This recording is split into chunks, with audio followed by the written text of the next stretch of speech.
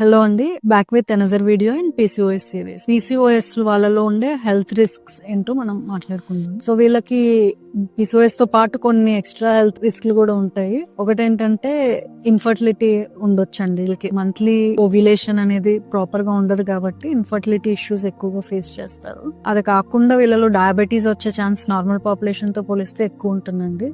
And heart issues like heart attack లాంటివి కూడా వీళ్ళలో, కార్డియాక్ డిసీజెస్ వచ్చే వీళ్ళలో వచ్చే ఛాన్స్ కొంచెం ఎక్కువ ఉంటుంది. మెటబాలిక్ సిండ్రోమ్ అంటారు. ఇది nothing but A cluster of diseases like high BP, diabetes and cardiac issues. ఇవన్నీ మెటబాలిక్ సిండ్రోమ్ అంటారు కలిపి. నార్మల్ పాపులేషన్ తో పోలిస్తే పీసీఓఎస్ వాళ్ళలో ఈ మెటబాలిక్ సిండ్రోమ్ వచ్చే ఛాన్స్ కొంచెం ఎక్కువ ఉంటుంది. ఇవి కాకుండా ప్రెగ్నెన్సీలో వచ్చే కాంప్లికేషన్స్ కూడా ఉంటాయండి. లైక్ అబార్షన్స్ రిస్క్ ఎక్కువ ఉంటుంది. ప్రెగ్నెన్సీలో డయాబెటీస్ వచ్చే ఛాన్స్ నార్మల్ వాళ్ళతో పోలిస్తే వీళ్ళలో కొంచెం ఎక్కువ ఉంటుంది. ఇవి కాకుండా ఇంకా మెంటల్ హెల్త్ ఇష్యూస్ ఉండొచ్చు వీళ్ళలో, డిప్రెషన్ లాంటివి. అండ్ స్లీప్ యాప్నియా ఉండొచ్చు అండి.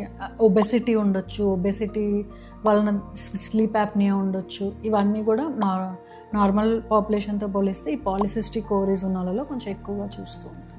Thank you.